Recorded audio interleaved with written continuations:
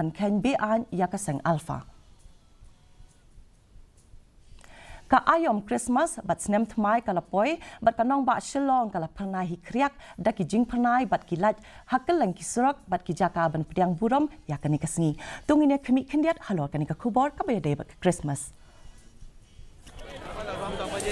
ka shilong ka badai kanong ba chung ka Jylla Meghalaya kumba chulong man usnemru da ka jing ipu iping khalam da khen la ki de na kanu ka jat ben riu ni ki jinget klaya wan lang ban rakhe ya kasngi kha chung Jesus Christ kum kadak ban rakhe ka ne kasngi bakarpang hakaleng ki jaka kanong ba khamtam hala imkhra ba khandailan lapen riam itnat da kilait ban pin ipo iping ya ka ne kasngi layu i baha khandailan da ki hajar ngot ki brew klewan man la ka janmen mentala kumbashi tayo banwan petkai ki jing pen riam ba itnan pat kumju banwan thiet wan pen kani kata masalah kemen kala kring ru ye kino jungo kai na kaleng kari panwan jungo kai ye keselong bona kino jungo kai kila pawe ka jing kemen halor ka rukam rakhe ye ka Christmas ha kani kanong ba bat kila ong ba kisngot na hadu kata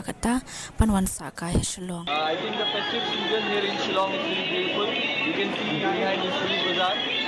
the Christmas tree is really high and the whole police bazaar is lit up.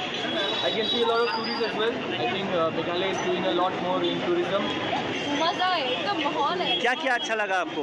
यहाँ की लाइटिंग अच्छी लगी यहाँ के लोग अच्छे लगे सब कुछ एकदम बढ़िया है यहाँ का खाना भी अच्छा है यहाँ के लोग बड़े दिलदार है बड़े काइंड है naloki yogi hat bagi jing penriam hakeleng ki jaka kawai ni ki jaka ba pen shobit tam gi Paidbah ha ki rokam penriam penben kadai haye mane cathedral kabadan halat umkra ba ha all saint church kabadan ha IGP halo kani ka jing rakhe ya ka Christmas na kaliang Myntri Rangbah ka Jylla ukan rat ke sangma Myntri ka tanat jungo kai uba polling do bat ka Myntri ka tanat ka kwat ka khia I Dr. Amprin Lingdo ru kila ai Khublei kitbok e kinong shnong jong ka Jylla. May this special time of year bring you peace,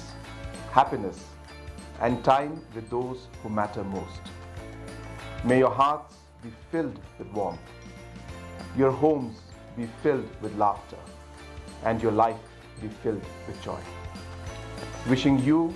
and your loved ones a blessed and wonderful Christmas. Christmas has always been associated with the birth of Christ. And this year, I would especially pray that Christ is born in our hearts and in our minds, and that the eternal message of Christmas, which is peace, love, and hope, should embrace each one of you, your families, and our state and the nation. On the special occasion of Christmas,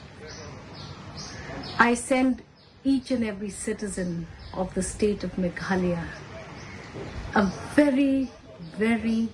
special and warm Christmas. Bureau report DD News Meghalaya. Kadba ka arpsan tarik unok prak